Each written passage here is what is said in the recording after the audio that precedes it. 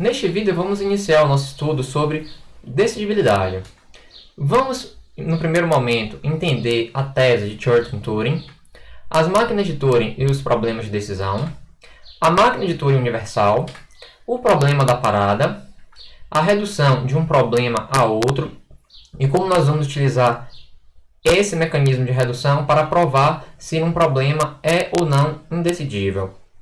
E vamos estudar, por fim, alguns problemas indecidíveis sobre as gramáticas livres de contexto. Bem, no módulo anterior, nós vimos que as máquinas de Turing elas podem ser utilizadas para reconhecimento de linguagens. Por exemplo, dada uma linguagem, você constrói uma máquina de Turing e você pode resolver o problema de decisão se uma palavra específica dada ela pertence ou não àquela linguagem. E também podemos resolver computação de funções em geral. Por exemplo, podemos construir uma máquina de Turing para somar dois números, como também podemos construir uma máquina de Turing para calcular o complemento de um número em binário. Lembrando que no cálculo das funções em geral, o resultado daquela computação vai residir na fita.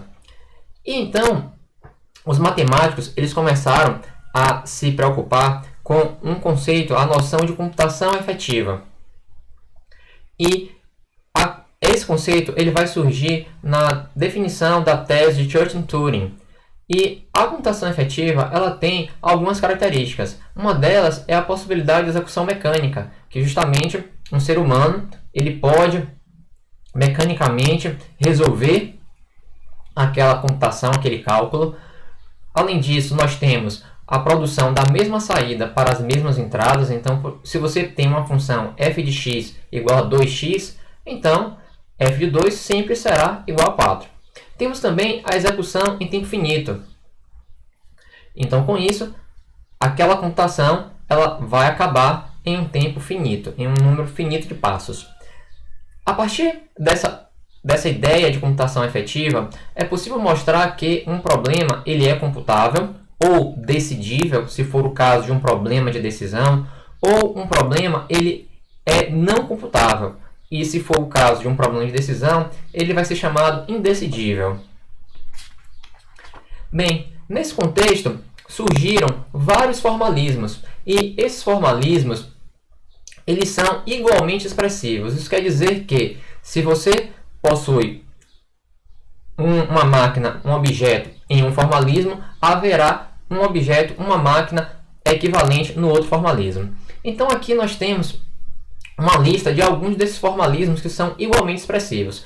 O primeiro deles é a máquina de Turing, que nós estudamos no módulo anterior. Temos também os sistemas de Post, as funções mi-recursivas, o cálculo lambda e as máquinas abstratas que estão associadas com as linguagens de programação, como Java, C e Pascal.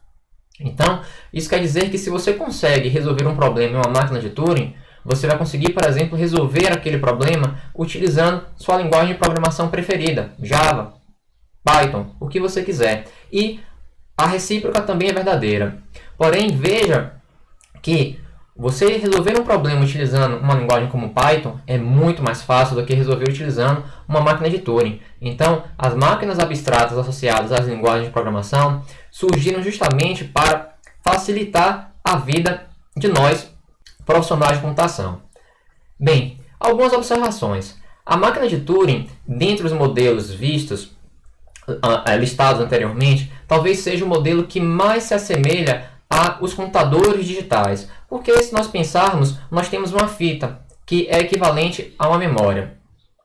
Porém, na máquina de Turing, nós temos uma fita que é ilimitada, que é infinita, enquanto a memória do computador, por restrições de tecnologia, ela possui uma memória limitada. Dando prosseguimento, nós temos uma unidade de controle, que justamente vai operar o cabeçote, movendo o cabeçote, lendo o registrador do estado, que é similar à CPU. Nós temos também um registrador especial que vai guardar o estado, então que no computador seria o registrador PC. Então veja como a máquina de Turing, do ponto de vista de arquitetura, de projeto, ele é bastante próximo a um computador atual, digital. E dentre todos esses formalismos que nós listamos anteriormente, o termo computação é o que há de comum entre esses formalismos. Computar significa calcular.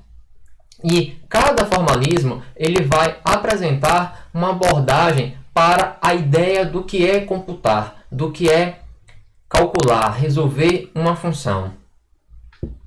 Bem, então vamos iniciar a definição da tese de Church-Turing. A tese de Church-Turing nos diz que se uma função ela é efetivamente computável, então ela é computável por meio de uma máquina de Turing. Em outras palavras, todo algoritmo pode ser expresso mediante uma máquina de Turing. Bem, podemos começar entendendo por que isso é uma tese. É uma tese porque não há uma prova. Na verdade, a noção de computação efetiva ela não é definida formalmente. Então, não há como provar que a tese de Church-Turing ela é correta. Porém, o que acontece é que os formalismos eles são equivalentes e até hoje não conseguiu mostrar a existência de uma função que seja computável e que não seja computável por meio de uma máquina de Turing. Então, com isso, se a partir da tese de Church-Turing, se uma função ela é efetivamente computável e tendo em vista a equivalência entre os formalismos existentes, então aquela função também será computável por meio de um programa escrito na linguagem C, ou até mesmo por meio de uma função lambda, ou uma função mi recursiva. Bem, vamos então adaptar, digamos assim, a tese de Church-Turing para problemas de decisão. Então, se um problema de decisão ele tem solução, então existe uma máquina de Turing que vai solucionar aquele problema de decisão. No próximo vídeo, nós vamos entender o conceito de autorreferência. Muito obrigado!